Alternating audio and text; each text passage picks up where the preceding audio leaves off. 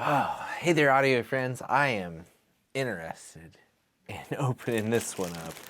This is the new Audio-Technica SoundBurger. All right, I gotta be perfectly honest with you. Okay, first of all, Apos sent this to me. Thank you, Apos, for sending this right away. I'm flattered that you send it to me so quickly when it's in high demand, because this, I think, is a goofy product. So I don't know if you saw this thing or not, but this is like a portable Bluetooth vinyl player. Yeah, you heard that right. A Bluetooth vinyl player, like I'm talking like records, like big records. Isn't that ridiculous? I don't know. I saw this thing popped up on like Instagram or something, and I don't know, man. I thought it was hilarious, and I wanted to try it. I wanted to see what this thing was about. It just seems like such a ridiculous product to me. But you know what? I don't know. It kind of looks pretty freaking cool, doesn't it? Like, I should probably read the manual before I break this thing, but open, right? It's got like, I mean, you know, it's just like a legit itty bitty turntable. Yeah. I don't know. I don't know anything about this other than I feel like the idea is ridiculous. Maybe it'll be awesome. We'll see.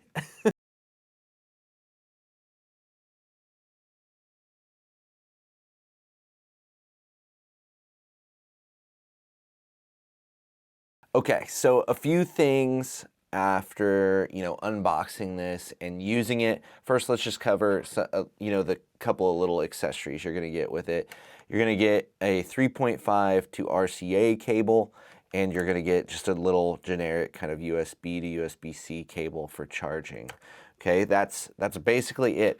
I actually have the manuals out here too, though, because this is a device where I think you're actually going to need these. It's a little bit quirky, and I don't know. I don't think I would have figured it out on my own. I mean, I probably would have eventually, but I might have broke something first. So read the manuals, I would say. Now I'm going to show you a couple of things here that are different about this device before we get into it. One, you've got this little screw back here that you're going to have to undo. This locks that arm, the record player arm, in place. I don't even know much. If you can't tell, I don't know much about record players. I've experimented with them a little bit, ultimately decided it wasn't for me, but this was just such an interesting device that I wanted to try it. You're going to pop this guy open, and then basically it kind of sits in here, and you've got a couple of pieces.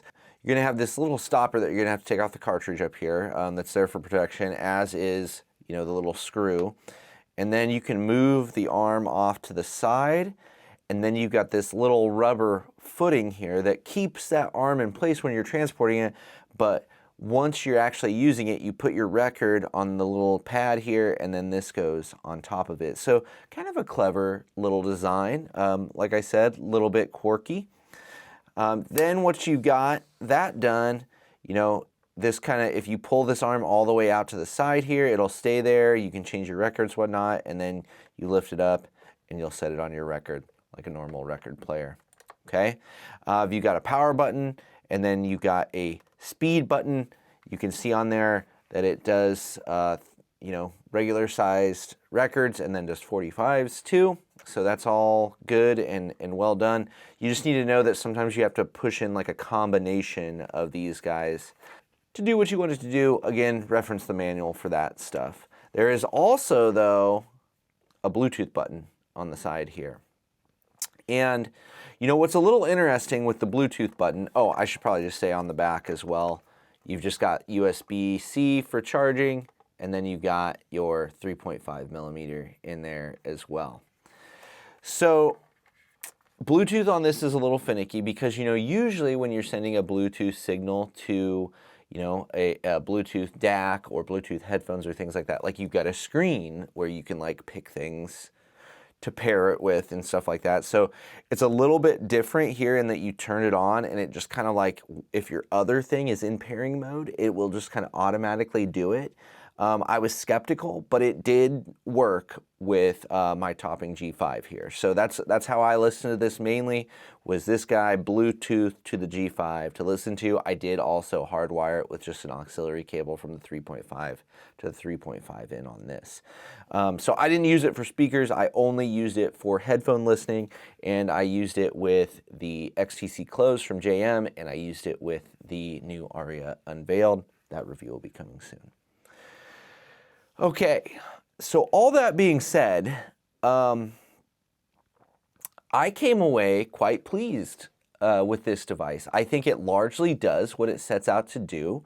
I was listening to vinyl. I own 2 records pictured in the background, 2 of, in my opinion, some of the best albums of all time. You've got Dark Side of the Moon, Pink Floyd, and then Rumors, Fleetwood Mac. Okay, like I said, I'm not a big vinyl guy. I did try vinyl for a little bit, and I used my uncle's old record collection, which is largely stuff like that. But his records were just beat up and dirty, and like it wasn't for me. Vinyl isn't for me. I'm just gonna say that up front.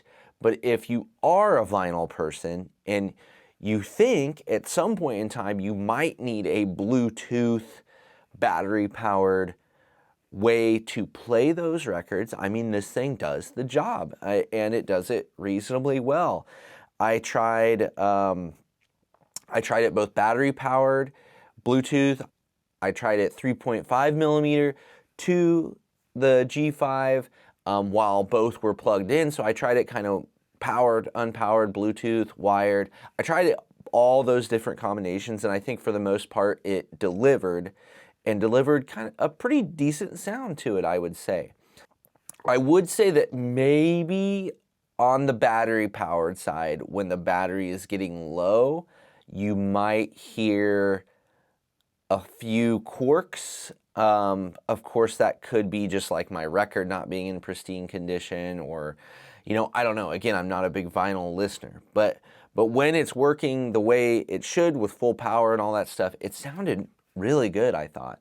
I thought it actually, like, how I tested was I would just do my phone to the G5, listening to the same songs from those records, and I would kind of listen to a couple songs on the record, switch to my phone, you know, Bluetooth it over to the G5 and listen a little bit that way.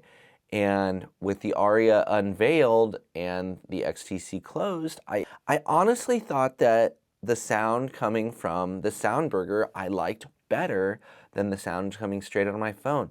You know, it was a little softer. It still had, you know, maybe not quite as much detail, but just the presentation was just an easier presentation where, you know, I would say things sounded a little bit sharper, you know, just a little bit more digital when I was using my phone Bluetooth to the G5 than going audio from the SoundBurger playing vinyl.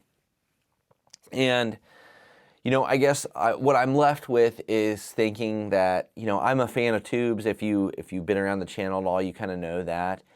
And I guess where I'm at is, like, I think I tend to enjoy slipping a little analog into my signals, just to give it a little more dimension, make it a little more interesting, maybe to soften it a little bit. I know largely I'm oversimplifying all of that, but I think in a lot of cases when you add in something analog, those are the types of things that you're kind of getting, or that people are looking for. At least that's what I'm looking for.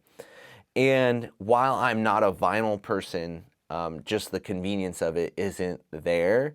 I do think that it is worth experimenting with some analog stuff in your system in some way, shape, or form, whether you're talking, you know, a tube amp or a hybrid tube amp or a tube pre-buffer, or, you know, if you want to try doing some vinyl or a cassette or something like that. I think it's worth experimenting with. I think you might be surprised at how much you enjoy it if you've been kind of anti those things.